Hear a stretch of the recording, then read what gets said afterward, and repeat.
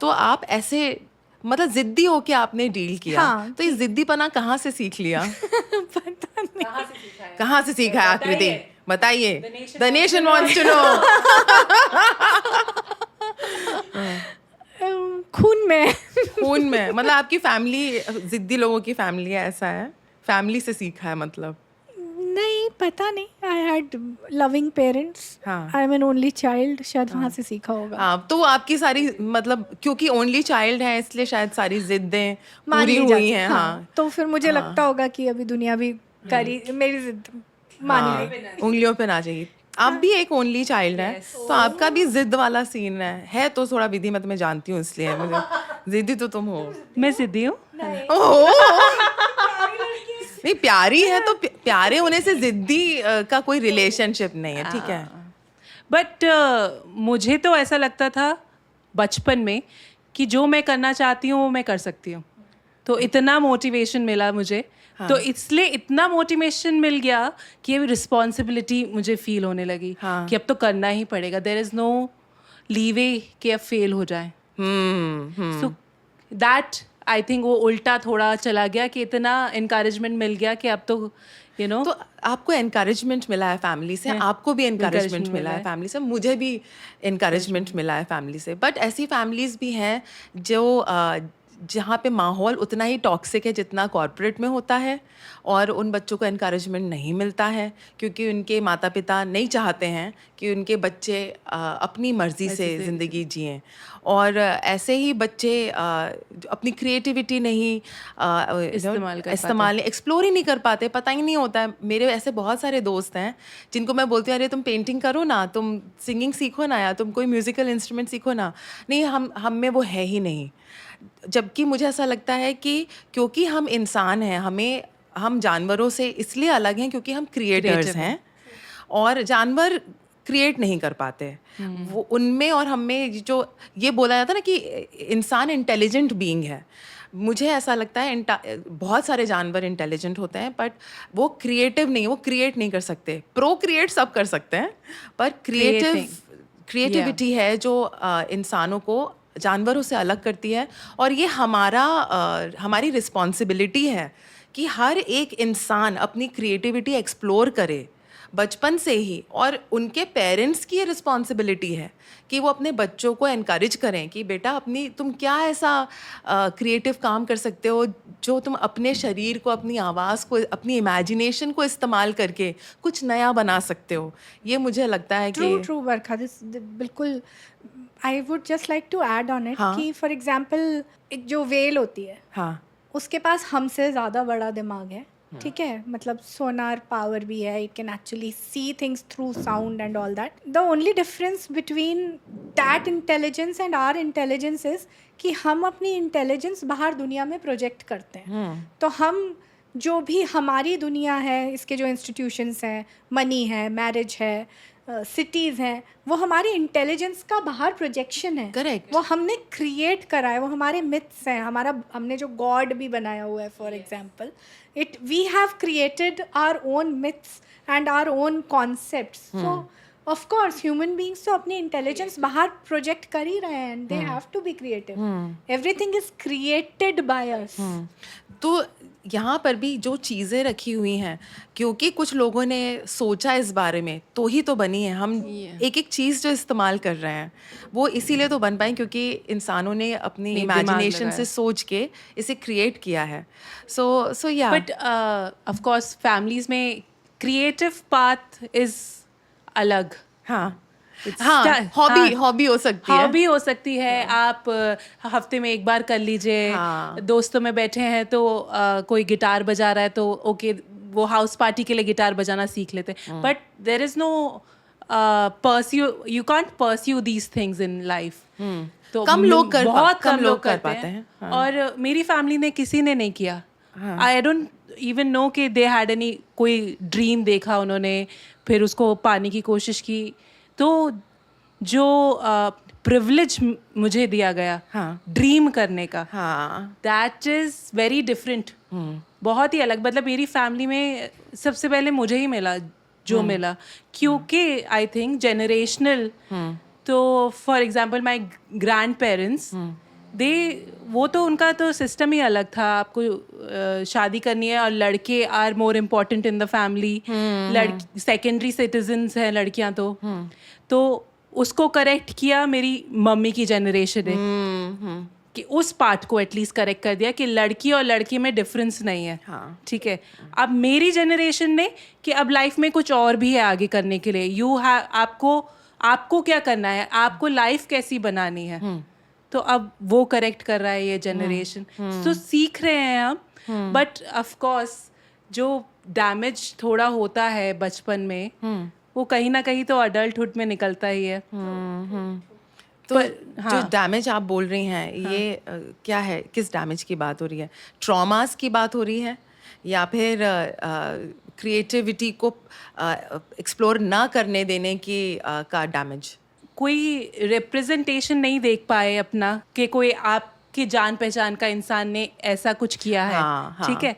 तो आपका दिमाग ही उतना नहीं खुलता स्टार्टिंग में. तो कुएं के मेढक बन जाते हैं. हाँ, पता ही नहीं है क्या करना है, खोलना क्या है दिमाग में. यही नहीं पता. तो पहले तो यही देखने में चला जाता है कि अच्छा ये भी कर सकते हैं. ये भी ऑप्शन है. अरे लोग ये भी करते हैं. वो तो बहुत आगे चल के पता चला. फिर जो आप कर रहे हैं वो आप कर सकते हैं क्या. क्योंकि खुद ही को डाउट हो जाता है कि मतलब मैंने ऐसे कैसे सोच लिया कि मैं ये कर सकती हूँ. है ना. क्योंकि मेरे से आसपास तो किसी ने ऐसा नहीं सोचा नहीं किया है. और ऐसा तो वही रिप्रेजेंटेशन नहीं है. तो वो आपकी आधी लाइक एटलीस्ट आपकी 20s तो उसी में जाते हैं कि आपको करना क्या है, कैसे करना है. क्योंकि एक रोड मैप नहीं है किसी के पास, किसी ने दिया नहीं है. कोई वो एडवाइस नहीं. एडवाइस मैं ले सकती हूँ अगर शादी करनी है, बच्चे करने, घर का खाना कैसे बनाना है ना. तो ये सब एडवाइस मिल जाएगी मेरे को. पर बाकी आपको थ्रू आउट फिगर आउट करना है. और जब आप फिगर आउट कर रहे हैं तो आपको हमेशा सेल्फ डाउट रहेगा. करेक्ट है. हमेशा. क्योंकि there is no precedence of anything. Correct. तो अभी वही चल रहा है. सेल्फ डाउट तो रहता ही है. रोज होता है. फिर गिव अप कर दो रात को, फिर सुबह उठो के अब तो ठीक है, अब कोई सेल्फ डाउट नहीं है, आज करके दिखाऊंगी मैं ये. तो ये वाला सीन है. तो आप बच्चों के साथ काम करें, आप बच्चों को स्पीच एंड ड्रामा सिखाती हैं, right?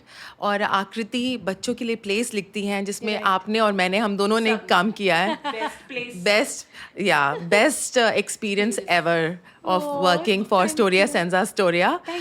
That too for Ghost Roast are amazing. वही कि ये ऐसा एक्सपीरियंस हुआ कि work place is the safest place, best place to be in. तो कितना डिफरेंस है आपके कॉर्पोरेट में क्यों नहीं हो सकता है. अगर किसी इंसान ने बोला कि ऐसे ही करेंगे तो वहां पे भी बन सकता है.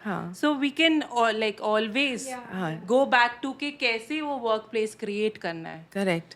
तो ये बच्चों के साथ जो आप काम करते हैं और बच्चों के लिए करते हैं, बच्चों से हम क्या सीख सकते हैं एज अडल्ट्स?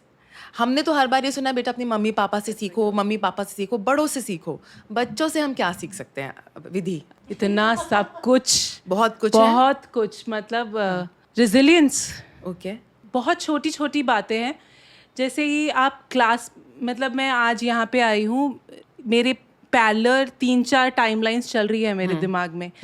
वो जब बच्चे क्लास में एंटर कर रहे हैं वो वही है.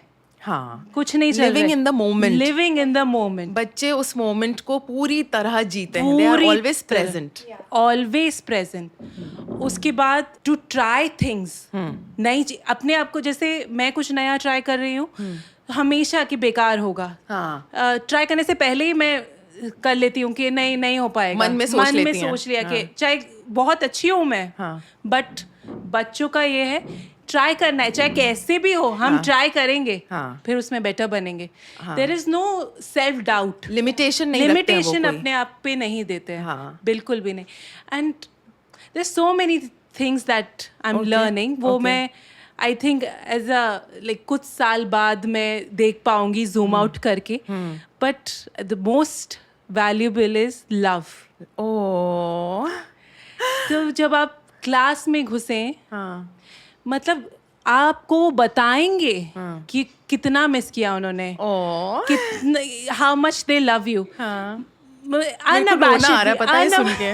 मुझे रोना आ रहा है। that you know there are people who are telling you कि उन्होंने आपको कितना कितना मिस miss किया और वो किया। आपको कितना प्यार करते हैं। अनअबैशडली कोई मतलब Beautiful. ये नहीं कि थोड़ा बचा लेता हूँ ज्यादा लग जाएगा मैम को, हाँ, नहीं, नहीं। सब बताना है, सब बताना है। How much they miss you, कितना प्यार करते हैं और कितनी चीजें वो आपसे ले रहे हैं। हाँ। वो लाइक फॉर एग्जाम्पल मेरी क्लास में एक लड़की है, वो माइन्यूट चीजें नोटिस करती है कि मैंने बाल टक किए हैं के पीछे, अच्छा। मैं अगर हम सब बैठ के कुछ सुन रहे हैं, मैंने ऐसे किया है तो वो ऐसे करेंगी। So I am just giving you an example कि फिजिकल चीजें वो इतना कर रहे हैं तो मैं कैसे बिहेव कर रही हूँ वो तो वो बहुत नोटिस कर रहे हैं।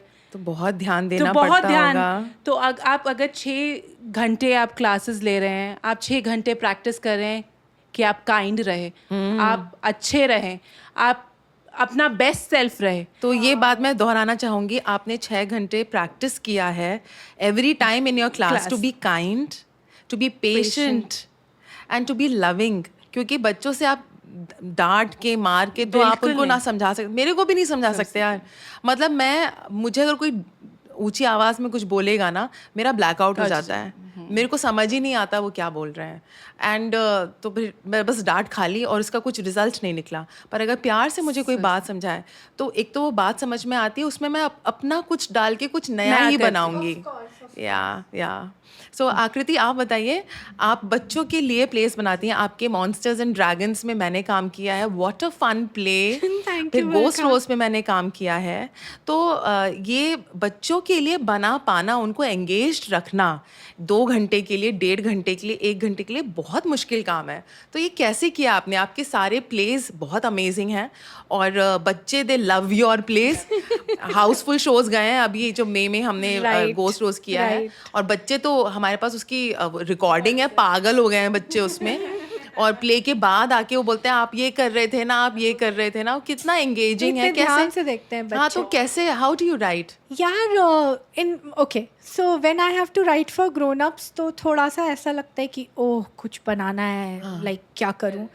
जब मैं लिखने बैठती हूँ ना बच्चों का प्ले, तो मेरा एक्सप्रेशन ये होता है वाओ, मतलब अब ये लिखना है, अब मजा आएगा। हाँ, बिकॉज आपकी सोच पे कोई रिस्ट्रिक्शन नहीं है। बच्चे तो वैसे ही प्ले करते हैं, लाइक देयर मोस्ट ऑफ बच्चों का टाइम काहे में निकलता है, प्ले करने में। तो हमें भी क्या करना है, स्टेज पे प्ले करना है। So you can take them anywhere, they are ready to imagine anything.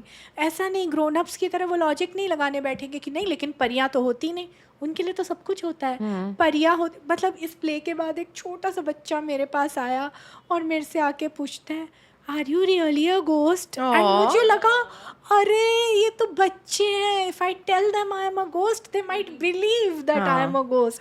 सो तो एक तो बहुत मज़ा आता है, बहुत ज़्यादा मज़ा आता है, और ऑल्सो बहुत रिस्पॉन्सिबली लिखना पड़ता है कि मैं एक भी बात ऐसी ना चली जाए, क्योंकि वो बहुत सीप इन हो रहा है उनके अंदर सब कुछ, तो ऐसा कुछ ना चला जाए जो नहीं जाना चाहिए। Am I being correct? Am I saying the right thing?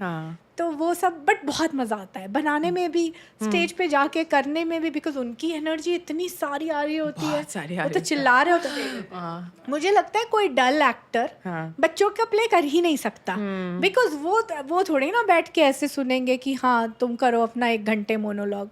If they are bored they will be like जाओ, है ना, they will let you know. So you have to keep your energy, you have to become a child. जैसे वो है वैसा तुम्हें होना पड़ेगा। मजा आता है Barkha, and the only way to write for kids is to think like them, and you can think like them because तुम भी तो बच्चे थे कभी, तो ज़्यादा टाइम भी नहीं हुआ है। अडल्टहुड में बच्चों वाली क्यूरियोसिटी कैसे आती है? यार मुझे लगता है कि आर्टिस्ट में तो ऑलरेडी होती है, because I don't know, I am interested in every thing in the world. मैं पंचर लगाने जाऊं गाड़ी में और गाड़ी वाला बोलता है आप बैठो मैडम, मैं बोलती नहीं मुझे तो देखना है। हाँ, मुझे देखना है, मुझे सब कुछ जानना है, मुझे फिर कहानी लिखनी है, मुझे वो कैरेक्टर्स प्ले करना है। तो when you pursue an art the curiosity comes naturally to you, you are always a child, I think, है ना, you are more open to take in, हाँ या आप इसे रिजेक्ट नहीं कर रहे हैं सब चीज़।